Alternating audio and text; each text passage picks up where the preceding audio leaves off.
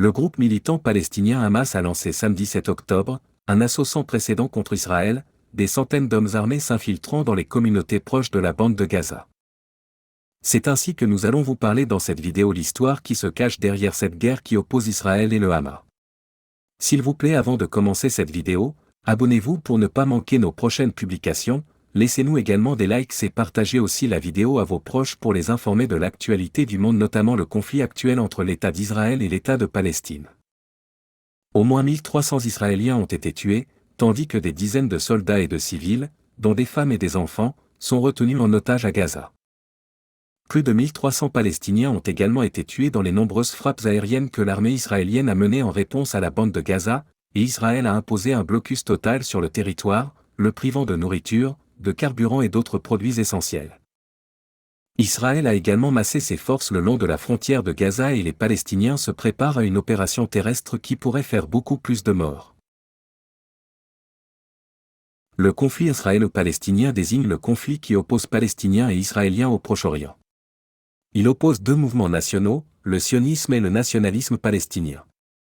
Le conflit inclut une forte dimension religieuse, en raison de l'importance des territoires disputés, notamment Jérusalem, pour les trois religions monothéistes, et du fait de la caractérisation d'Israël comme État juif, à majorité juive et face à des Palestiniens majoritairement musulmans. L'opposition arabe au sionisme se marque dès le début du mandat britannique sur la Palestine, avec de nombreuses émeutes et massacres et une révolte arabe entre 1936 et 1939. Après la Seconde Guerre mondiale, alors que le Royaume-Uni s'oppose à l'accueil en Palestine des rescapés juifs des camps de concentration nazis, ce sont les Juifs qui se révoltent. Ne pouvant plus gérer le mandat, les Britanniques transmettent le dossier à l'Organisation des Nations Unies nouvellement créée, qui se prononce en faveur d'un partage de la Palestine en novembre 1947. Cette décision conduit au déclenchement d'une guerre civile en Palestine, qui évolue, puis 6 mois plus tard, pour donner naissance à la première guerre israélo-arabe. Le conflit conduit à l'exode d'Arabes palestiniens pendant cette guerre, qui deviennent des réfugiés, et à l'arrivée en Israël de réfugiés juifs en provenance des pays arabes. La guerre des 6 jours, en juin 1967, provoque un nouvel exode palestinien depuis la Cisjordanie vers la Jordanie, ainsi que l'arrivée en Israël de près de 600 000 juifs en provenance des pays arabes, chassés de chez eux. Les mouvements de population ont débouché sur le problème des réfugiés palestiniens, qui sont près de 5 millions aujourd'hui. Israël présente aussi une minorité d'environ 2 millions d'Arabes israéliens. Les Nations Unies ont à ce jour émis près d'une centaine de résolutions par le Conseil de sécurité et l'Assemblée générale, afin de résoudre le conflit. Plusieurs négociations et conférences de paix ont également eu lieu. Événements antérieurs. Avant 1917, la région est sous l'autorité de l'Empire ottoman. Les populations chrétiennes et musulmanes qui y vivent se définissent en termes de communautés religieuses et ne manifestent guère de sentiments de type national. La population juive est divisée en deux communautés, l'ancien Yishuv, c'est-à-dire la communauté établie de longue date sur ce territoire, et le nouveau Yishuv composé de juifs établis depuis les années 1880, motivés principalement par le sionisme. Dès le début du XXe siècle, des Arabes de Palestine expriment leur protestation auprès des autorités ottomanes contre ces nouvelles arrivées. En 1917, les Britanniques conquièrent la Palestine qu'ils administrent officiellement à partir de 1920 dans le cadre d'un mandat de la Société des Nations. Le conflit entre le Yishuv et les Arabes de Palestine débute principalement après la déclaration Balfour de 1917. De 1920 à 1948, de nombreux Juifs et Arabes s'installent en Palestine alors que le Royaume-Uni exerce son mandat sur la Palestine mandataire, la population juive, qui était estimée en 1917 à environ 70 000 personnes, passe à plus de 650 000 au début de 1948, et la population arabe à plus d'1 million de personnes. Des conflits éclatent entre Arabes et Juifs dès 1920, mais aussi entre ces populations et les autorités britanniques.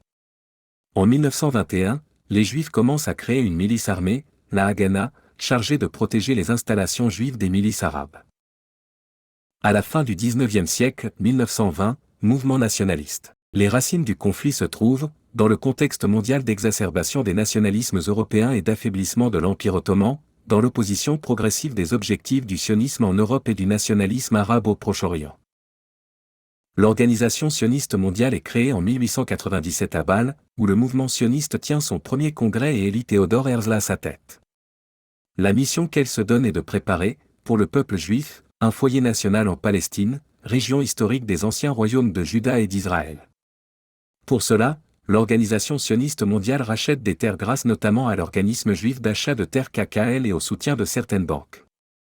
Sont alors promus l'immigration et le sentiment national afin de renforcer la présence juive sur le territoire. Dans le même temps, les premières grandes vagues d'immigration juive commencent et s'accélèrent avec les nouveaux pogroms, notamment ceux de Kishinev qui amènent quelques dizaines de milliers d'immigrants d'Europe orientale en Palestine.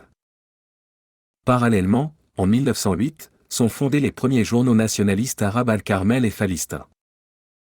À la fin de la période ottomane, la population juive est estimée entre 56 000 personnes et 82 000 personnes et la population arabe, musulmans, chrétiens, druzes et autres, à plus de 600 000 personnes. Conséquence de la Première Guerre mondiale. L'influence britannique s'affirme de plus en plus au Moyen-Orient, le Royaume-Uni a une présence militaire en Irak dès 1914 et occupe Bagdad en 1917. Il appuie la révolte arabe et leur fait la promesse d'un grand État musulman en échange de leur participation aux côtés des Alliés. En mai 1916, le Royaume-Uni et la France concluent l'accord secret, Sykes-Picot, qui projette de diviser la région en deux zones d'influence pour ces deux puissances coloniales. Les accords Sykes-Picot attribuent la Transjordanie et la Palestine mandataires à la zone d'influence britannique et la zone de la Grande Syrie à la France.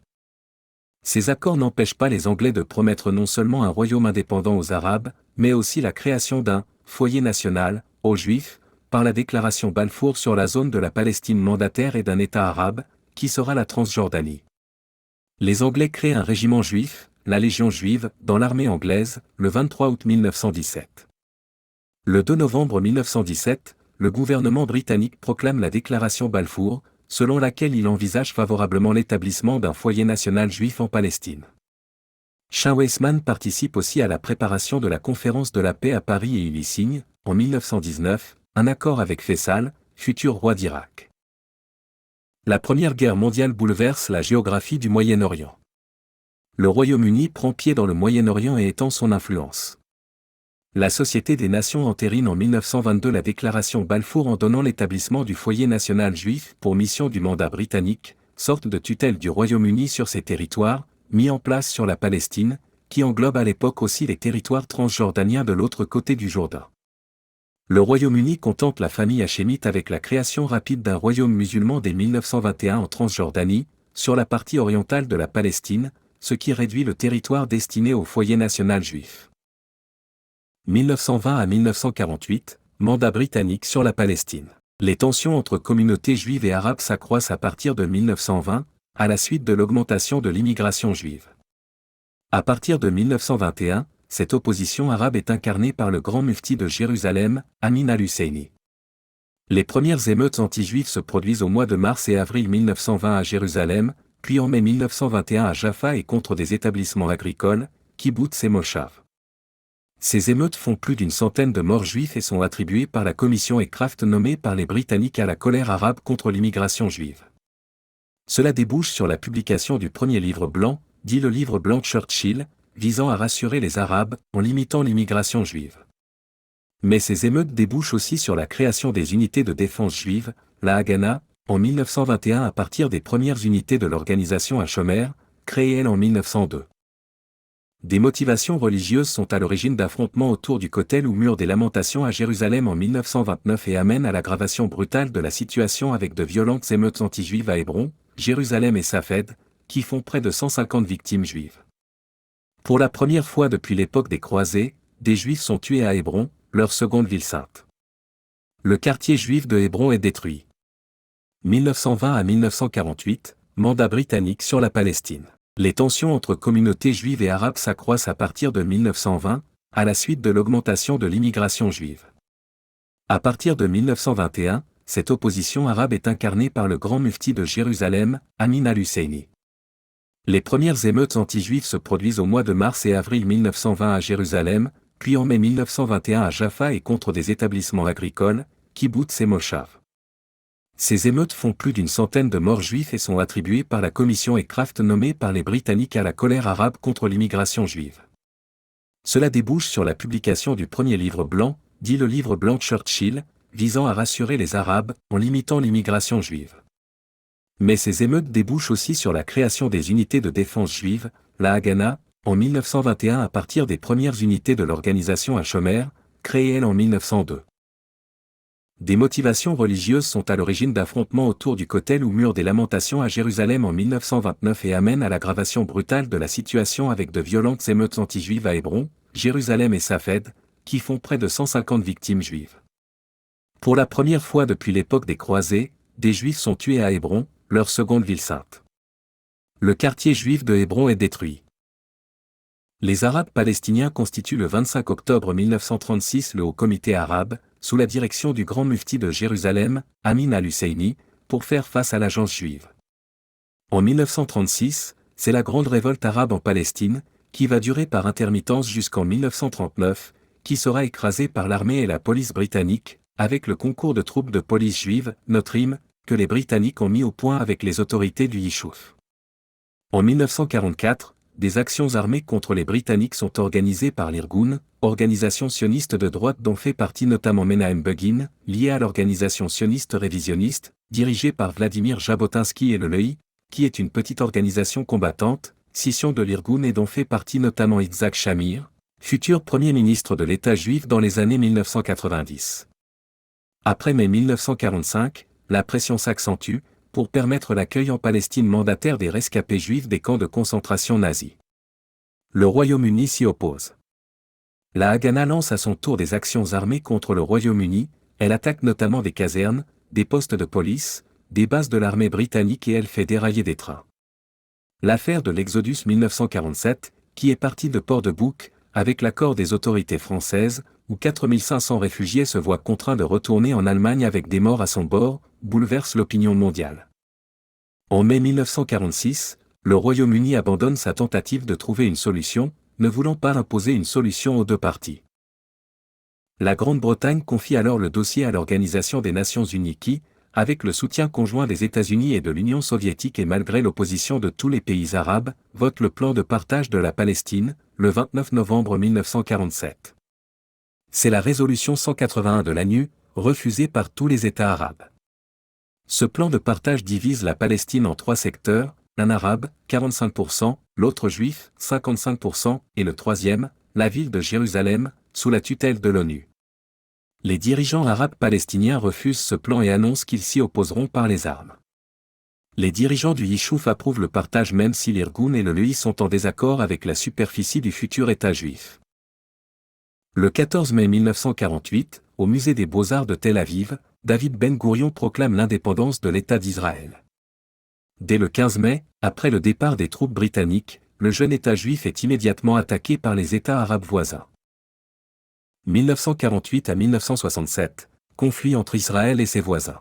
De 1948 à 1949, première guerre israélo-arabe. La première guerre israélo-arabe éclate le 15 mai 1948, alors que les troupes britanniques terminent leur départ de l'ancienne Palestine mandataire, et que les armées de certains pays arabes envahissent le territoire. Les Juifs souhaitent protéger des territoires afin d'y établir leur État, et les Arabes veulent instaurer un État palestinien. Plusieurs trêves permettent aux partis de se réarmer. Israël reçoit notamment des armes de la part de l'Union soviétique, par le biais de la Tchécoslovaquie. En 1949, date de la fin du conflit, Israël a l'avantage, et signe des cessez-le-feu avec les États arabes voisins. La « ligne verte » est ainsi formée, signifiant l'ensemble des nouvelles frontières de fait entre l'État juif, l'Égypte, la Transjordanie, le Liban et la Syrie. L'État d'Israël s'étend alors sur 78% de l'ancienne Palestine mandataire, soit 23% de plus que ce que le plan de partage de 1947 le lui accordait. Les 22% restants sont annexés par la Transjordanie, la Cisjordanie, et l'Égypte, la bande de Gaza. L'ouest de Jérusalem est en Israël, l'est en Transjordanie. Pour les Palestiniens, c'est la Nakba, la catastrophe. Ils n'ont pas d'État, et entre 700 000 et 900 000 d'entre eux fuient vers les territoires palestiniens restants et vers les pays voisins. 1956, crise de Suez. La crise de Suez, ou deuxième guerre israélo-arabe, a lieu d'octobre à décembre 1956. Ce conflit, en plus d'être une guerre israélo-arabe, constitue un affrontement motivé par les intérêts des puissances européennes, la France et le Royaume-Uni, hostiles aux actes récents de l'Égypte, dirigé par Gamal Abdel Nasser. Ce dernier nationalise le canal de Suez le 26 juillet 1956, et finance le FLN algérien, alors en guerre contre la France. Par le protocole de Sèvres, Israël, la France et le Royaume-Uni préparent secrètement une opération visant à récupérer le canal de Suez et affaiblir l'Égypte. Israël déclenche les hostilités le 29 juillet 1956, par une opération militaire sur le Sinaï, et atteint bientôt le canal. La France et le Royaume-Uni interviennent le 5 novembre, officiellement pour calmer les tensions, mais dans les faits pour récupérer le contrôle de Suez. L'Union soviétique et les États-Unis, ces derniers n'ayant pas été tenus au courant de l'intervention par leurs alliés, condamnent conjointement cette opération, et Moscou menace Londres et Paris de son arme nucléaire.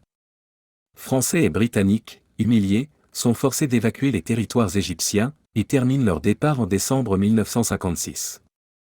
À propos du conflit israélo-arabe, la crise de Suez aboutit à un statu quo. 5 au 10 juin 1967, guerre des 6 jours. L'Égypte obtient le retrait des troupes de l'ONU en mai 1967, remilitarise le Sinaï et ferme le détroit de Tiran, passage clé du transport maritime israélien. Le 15 mai 1967, les forces égyptiennes pénétrèrent dans le Sinaï, contrairement aux accords de démilitarisation de 1957. Le 5 juin 1967, au matin, devant l'imminence d'une attaque arabe préparée et les bombardements syriens réguliers depuis le plateau du Golan depuis le début 1967, Israël lance une offensive éclair contre l'Égypte, menée par le général Moshe Dayan, voire guerre des 6 jours, et appelle la Jordanie à rester neutre. La Jordanie refuse et attaque Israël en effectuant des bombardements d'artillerie lourde sur Jérusalem-Ouest et sur la région de Tel Aviv. Dès le 7 juin, Jérusalem est conquise par les parachutistes de la 55e brigade commandée par le général Narkis, ancien attaché militaire d'Israël en France, ancien élève de l'école supérieure de guerre à Paris. Le 8 juin, Israël vainc l'armée jordanienne et conquiert toute la Cisjordanie. Les Syriens continuent de bombarder les habitations, les vergers et les silos agricoles israéliens depuis le plateau du Golan. En réponse le 9 juin, Israël attaque les Syriens sur le Golan. Territoire d'Israël après l'indépendance. La bande de Gaza occupée par l'Égypte et la Cisjordanie occupée et annexée par la Jordanie. 1964. C'est au Caire que s'effectue la fondation de l'OLP, Organisation de libération de la Palestine, qui veut être la principale organisation de lutte contre l'État juif. Son principal animateur est Yasser Arafat. Les aviations égyptiennes, jordaniennes et syriennes sont détruites aux premières heures du 5 juin 1967, notamment grâce aux bombardements précis effectués par les pilotes des Mirages de l'armée de l'air israélienne. Au terme d'une guerre éclair de 6 jours, Israël conquiert la Cisjordanie, la bande de Gaza, le Golan, y compris la zone des fermes de Sheba, la péninsule du Sinaï et Jérusalem-Est. Le 22 novembre 1967, se produit l'adoption de la résolution 242 du Conseil de sécurité de l'ONU. Cette résolution stipule le retrait des forces armées israéliennes, des territoires occupés, dans sa version en français, ou « From Occupied Territory », c'est-à-dire « de territoires occupés », dans sa version en anglais, au cours du récent conflit. La fin de toute revendication ou de tout état de belligérance, respect et reconnaissance de la souveraineté, de l'intégrité territoriale et de l'indépendance politique de chaque État de la région et de leur droit de vivre en paix dans des frontières sûres et reconnues, dégagé de toute menace ou tout acte de violence est affirmé et il convient également d'apporter une juste solution au problème des réfugiés et de garantir l'inviolabilité territoriale et l'indépendance politique de chaque État de la région, à travers diverses mesures telles que l'établissement de zones démilitarisées. 1967 à 1993, conflit entre Israël et l'OLP. 1969. C'est l'année où commence la guerre d'usure le long du canal de Suez. Yasser Arafat devient le chef de l'OLP. 1969 à 1972. Les passagers juifs et israéliens des lignes aériennes deviennent la cible des militants palestiniens. 1972. Le 4 septembre, 11 athlètes israéliens sont enlevés puis abattus par des terroristes palestiniens durant les Jeux olympiques de Munich. 1973, guerre du Kippour. Les troupes égyptiennes et syriennes attaquent Israël le 6 octobre, lors de la fête du Yom Kippour ou jour du pardon. Leur objectif est de reconquérir les territoires occupés par les Israéliens depuis juin 1967. Jusqu'au 9 octobre, l'armée israélienne est en position de retrait ou en défensive. À compter du 10 octobre, elle reprend l'initiative et commence des mouvements d'encerclement des troupes égyptiennes. Le cessez-le-feu du 24 octobre consacre la victoire de l'armée israélienne. La résolution 338 réaffirme la nécessité d'une paix juste et durable au Moyen-Orient. L'OLP est reconnue alors comme seule représentante du peuple palestinien, au détriment du royaume de Jordanie, qui était alors considéré comme le pays représentant le peuple arabe de Palestine, depuis mai 1948, lors du sommet arabe d'Alger qui se tient du 26 au 28 novembre. L'attitude de la Jordanie, qui n'a pas attaqué Israël lors de la guerre du Yom Kippour, témoigne, après l'attaque conjointe de l'Égypte et de la Syrie, d'une désolidarisation progressive des pays arabes.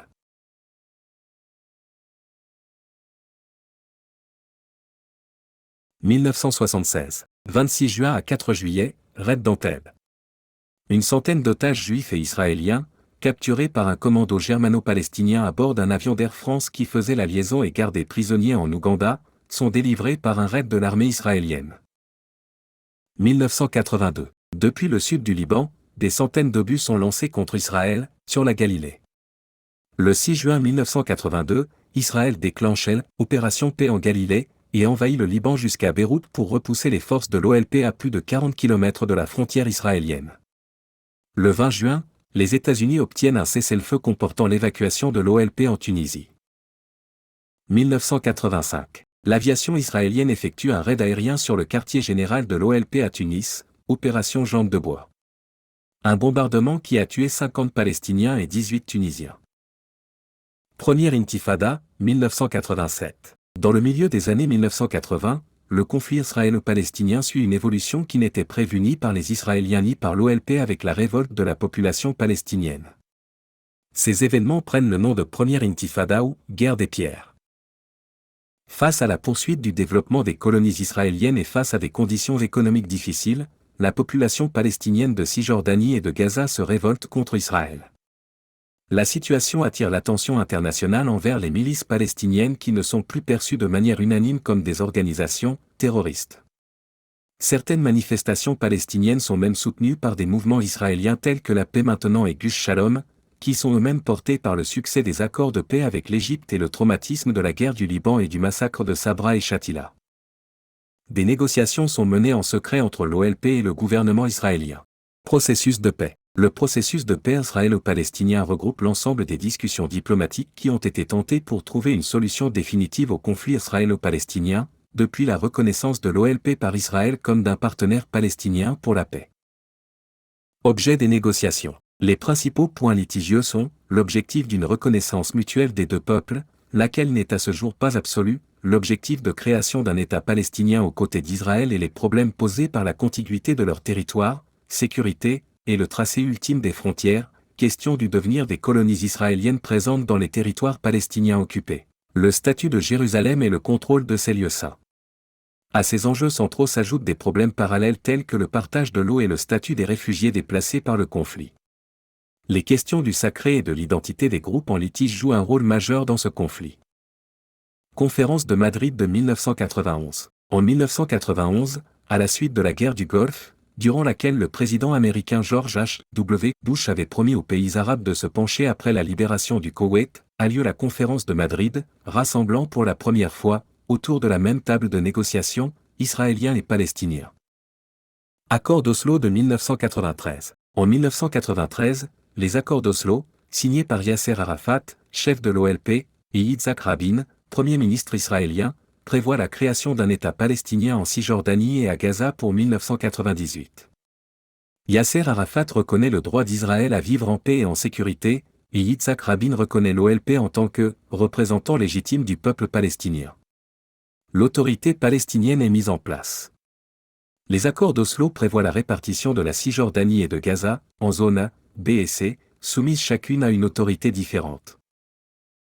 Accord de White Plantation de 1995. Sommet de Camp David de juillet 2000. Bill Clinton, à la fin de son mandat, tente de régler une nouvelle fois le conflit israélo-palestinien. Il invite Yasser Arafat et Ehud Barak à Camp David en juillet 2000. Les négociations n'aboutissent à aucun accord, les Israéliens souhaitant garder le contrôle de Jérusalem. Peu de temps après l'effondrement des discussions, Ariel Sharon et d'autres membres du Likoud visitèrent l'esplanade des mosquées, nom du temple pour démontrer le contrôle israélien sur ce lieu saint. Le lendemain, une manifestation palestinienne tourna à l'affrontement avec la police israélienne. L'escalade de la violence conduisit au soulèvement de la seconde intifada. Une vague d'attentats suicides organisés par les mouvements extrémistes palestiniens visa les civils israéliens. Les représailles israéliennes prirent la forme d'un bouclage de la bande de Gaza et d'un redéploiement de Tsahal en Cisjordanie. Israël déclencha également des opérations d'assassinat ciblées contre les dirigeants des organisations islamistes palestiniennes. Ces opérations furent l'occasion d'appels à la vengeance de la part de ces organisations. Plus d'1 millier d'Israéliens et de 3 milliers de Palestiniens sont tués lors de ces violences. Le 7 octobre 2000, le Conseil de sécurité de l'ONU adoptait la résolution 1322 déplorant tout à la fois la visite de Ariel Sharon et les violences qui se sont ensuivies dès le lendemain avec le déclenchement de la seconde intifada. Discussion de paix à Paris d'octobre 2000. Madeleine Albright rencontre tour à tour Yasser Arafat et Ehud Barak dans la capitale française. Arafat serait sur le point d'accepter le compromis qui lui est proposé mais Jacques Chirac serait intervenu pour durcir la position d'Arafat. Sommet de Tabat de 2001. Les appels au calme et à la reprise des discussions se multiplièrent en vain. Bill Clinton proposa par écrit de nouveaux paramètres de négociation. Barak les accepta avec des réserves, Arafat retarda sa réponse par laquelle il accepta avec des questions et des réserves. Les initiatives du président Clinton amenèrent Barak et Arafat à des discussions à Tabat en janvier 2001 au cours desquelles les délégations confirment n'avoir jamais été aussi près d'un accord. Nouvelle tentative. Un mois plus tard, les violences de la seconde intifada et le sentiment d'insécurité entraîna une alternance politique au pouvoir en Israël, à l'issue du scrutin, amenant la droite et Ariel Sharon à la tête d'un nouveau gouvernement. Le nouveau gouvernement d'Ariel Sharon exige alors un arrêt des attentats terroristes avant toute reprise du dialogue. Les initiatives pour sortir de l'impasse furent multiples. Le Quartet pour le Moyen-Orient constitué du nouveau président américain George W. Bush, de l'Union européenne, de la Russie et de l'ONU élaborèrent la feuille de route pour la paix qui appelle à la création d'un État palestinien avant 2005, sous les conditions d'un arrêt du terrorisme et du déroulement d'élections démocratiques dans les territoires palestiniens. La Ligue arabe réunie à Beyrouth au Liban fit également un plan de paix qui appelait au retour aux frontières de 1967 en échange d'une reconnaissance mutuelle et de la paix. Le gouvernement israélien salua cette proposition. En 2003, une assemblée non officielle de personnalités politiques modérées des deux parties se rencontrèrent pour s'entendre sur les termes d'une proposition de paix connue sous le nom d'Initiative de Genève. Arafat reçut favorablement ce document et Sharon le rejeta. 2000 à 2012, seconde intifada. 2000. Juillet, sommet de Camp David II. Septembre, début de la seconde intifada ou intifada al-Aqsa. Novembre, Ehud Barak approuve un plan de construction d'une barrière destinée à empêcher le passage de véhicules motorisés depuis le nord-est de la Cisjordanie jusqu'à la région de Latroun. Les mouvements armés palestiniens, les organisations armées les plus actives sont le Hamas, les brigades des martyrs d'Al-Aqsa et le djihad islamique palestinien qui opèrent dans la bande de Gaza et la Cisjordanie. Certaines de ces organisations considèrent les morts civiles, qui découlent ou non de certaines de leurs actions, comme étant des martyrs du djihad. Le Hamas a créé une infrastructure d'aide sociale, lui faisant gagner ainsi des milliers de soutiens. Il est soutenu financièrement par de nombreuses organisations, particulièrement en Europe, ainsi que par des pays comme l'Iran et la Syrie. Le djihad islamique palestinien est moins populaire que le Hamas. Il est plus petit, il n'a pas d'activité sociale au programme ni aucune aspiration politique. Il est très actif à Jénine, Tulkarem et Naplouse en Cisjordanie. Il travaille en cellule et n'a pas d'infrastructure. 2002. 14 avril, le gouvernement israélien décide de construire une barrière à l'intérieur de la ligne de séparation, et émet une directive en vue de commencer immédiatement la construction d'une clôture dans la région de Hanin, le secteur de Tulkarem et le secteur de Jérusalem. 14 août, approbation par le gouvernement israélien du tracé du mur, resté secret. Il sera composé en grande partie de barrières électroniques. 2005. Après la mort de Yasser Arafat, relance du processus de paix par Mahmoud Abbas, aussi connu sous le nom de guerre de Abou Mazen, nouveau président de l'autorité palestinienne. Ce dernier, élu sur un programme visant à la fin de la violence, établit une trêve avec Israël qui semble respectée par des mouvements terroristes palestiniens, sauf par le Hamas et le djihad qui s'opposent à Abou Mazen au sein de l'autorité palestinienne et durant les élections. Ariel Sharon de son côté, œuvre au désengagement de Gaza mais se heurte à une opposition au démantèlement des colonies dans son propre parti, le forçant à composer avec la gauche israélienne. Les colonies israéliennes dans les territoires palestiniens occupés font barrage politique à leur démantèlement et réclament un référendum soutenu par la droite israélienne. Mars, Israël envisage de confier à l'Égypte le contrôle d'une zone tampon à Gaza. 1. Accord de principe, sur le déploiement d'une force égyptienne de 750 hommes le long des 8 km de la zone tampon, dite du couloir de Philadelphie, a été conclu à Sharm el-Sheikh en Égypte entre le président égyptien Hosni Moubarak et le ministre israélien de la Défense Shaul Mofaz. Sommet de Sharm el-Sheikh de 2005. Le 8 février 2005, le premier ministre israélien, Ariel Sharon, rencontre Mahmoud Abbas, président de l'autorité palestinienne, le président égyptien Hosni Moubarak et le roi Abdallah II. Les négociations visent à une stabilisation de la situation et marquent la fin de la seconde intifada. Plan de désengagement unilatéral de 2005. Le gouvernement israélien prit des dispositions unilatérales pour assurer la sécurité de sa population. La construction d'une barrière, qui avait été pensée par un précédent gouvernement de coalition gauche-droite, commença. Son érection provoque d'importantes contestations et des condamnations internationales, du fait de son tracé, qui ne suit pas exactement la ligne verte et déborde sur la Cisjordanie. Graffiti sur le mur du côté cisjordanien. Le même gouvernement prit ensuite l'initiative d'un plan de désengagement de la bande de Gaza en 2005, concernant l'évacuation des habitants israéliens et la destruction des colonies de la bande de Gaza ainsi que de 4 implantations israéliennes dans le nord de la Cisjordanie. 2006. La tension avec les Palestiniens continue d'être vive, tirs de roquettes, Qassam, sur les villes israéliennes et représailles de Tsahal. Le 25 juin, le caporal Gilad Shalit est enlevé par 3 groupes terroristes palestiniens, les comités de résistance populaire, l'armée de l'islam et la branche armée de l'organisation terroriste Hamas, lors d'une attaque conjointe contre un poste militaire de Tsahal en territoire israélien. En riposte, le cabinet israélien déclenche l'opération Pluie d'été. Projet de création d'un État palestinien. Depuis la proclamation de la déclaration d'indépendance palestinienne en novembre 1988 à Alger, lors du 19e Conseil national d'Alger, la revendication d'un État palestinien autonome n'a cessé d'être portée par les Palestiniens, sous la direction de l'OLP et de Yasser Arafat, et n'a cessé d'avancer, un certain nombre d'États et d'instances internationales s'y ralliant au fil des années. Le 19 janvier 1993, le Parlement israélien abroge la loi interdisant les contacts avec l'OLP. Et le 13 septembre 1993, les accords dits d'Oslo sur l'autonomie palestinienne, d'abord mis au point à Oslo puis signés à Washington, donnent lieu à une déclaration qui aboutit à la reconnaissance mutuelle de la Palestine et d'Israël. Le 4 mai 1994 est signé un accord israélo-palestinien, entre l'Organisation de libération de la Palestine, OLP, et l'État d'Israël, accord des Osloï, signé au Caire, Égypte, prévoyant l'autonomie de la bande de Gaza et de la ville de Jéricho, Cisjordanie. Le 28 septembre 1995, Israël et l'OLP signent à Washington l'accord négocié à Taba, Oslo II, étendant l'autonomie en Cisjordanie et prévoyant une série de retraits israéliens par étapes. Fin 1995, Israël se retire de 6 villes de Cisjordanie qui deviennent autonomes. Le 20 janvier 1996, Yasser Arafat est élu président de l'autorité palestinienne. Le CNP, Parlement palestinien en exil, réuni pour la première fois en Palestine, élimine de sa charte les articles mettant en cause le droit à l'existence de l'État d'Israël. La création de l'État palestinien, au terme des accords d'Oslo, aurait dû intervenir en décembre 1998 selon des modalités préparées en commun par le gouvernement israélien et l'autorité palestinienne. Le 25 mars 1999, l'Union européenne se prononce en faveur du droit à l'autodétermination des Palestiniens et à celui de créer un État, appui qui s'ajoute au projet de création du futur État palestinien.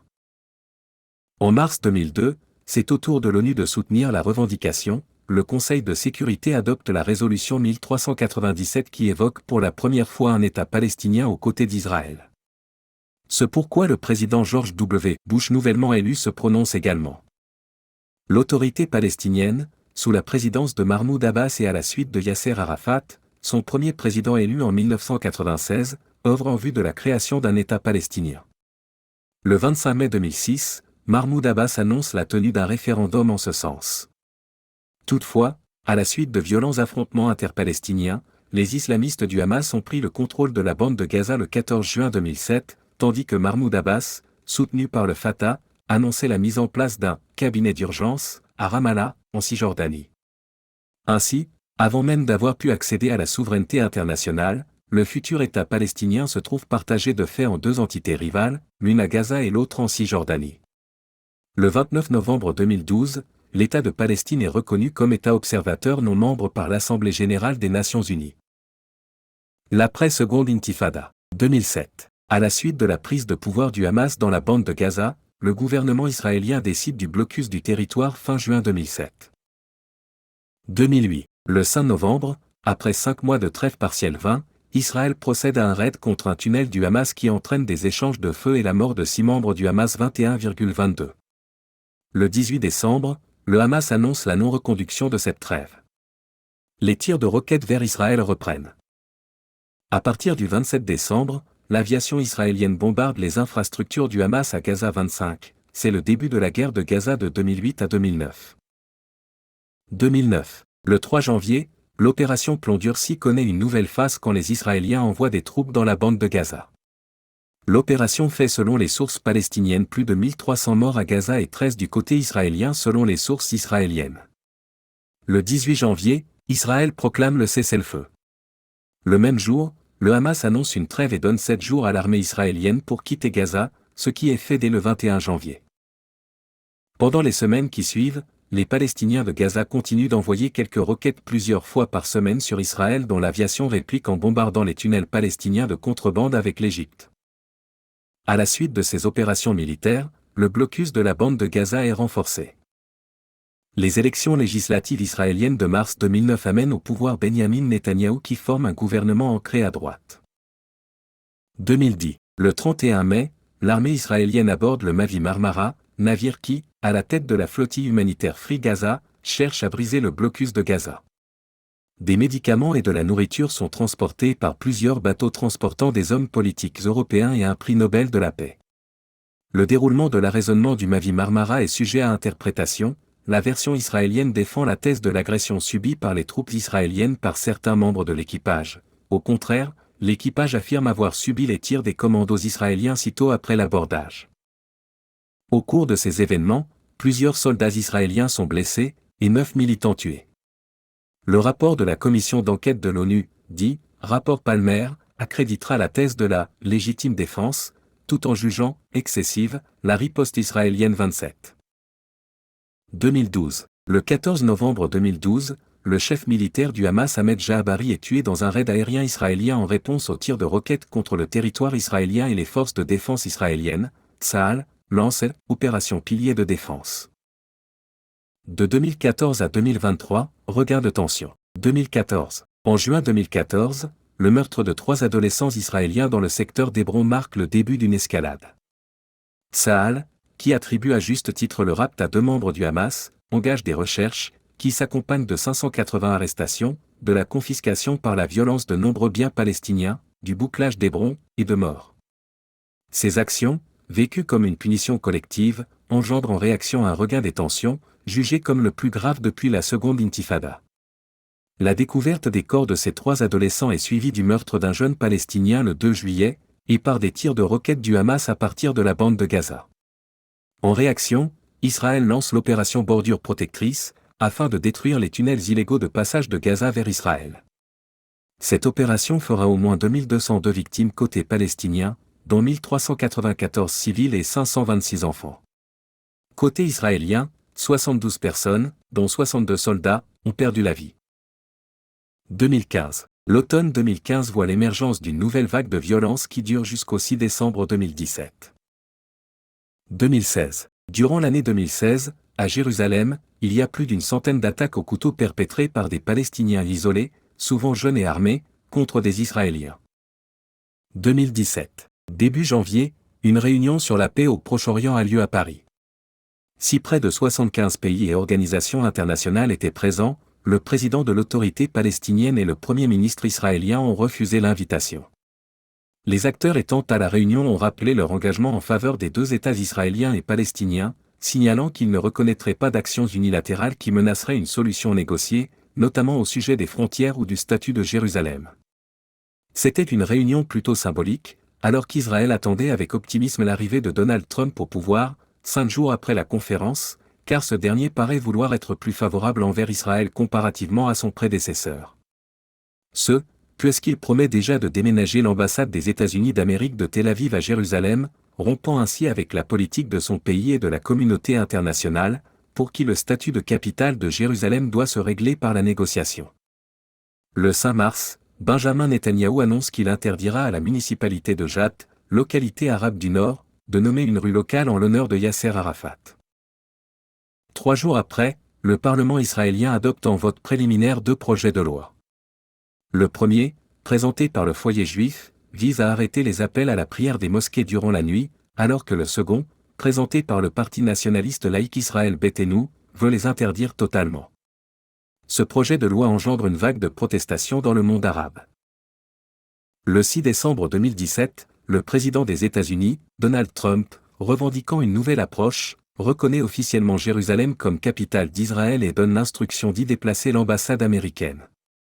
Sa décision est saluée par le Premier ministre israélien, Benjamin Netanyahou, qui déclare que l'annonce de Trump marque un « jour historique ». Le Hamas appelle les pays arabes et musulmans à expulser les ambassadeurs américains de leur territoire.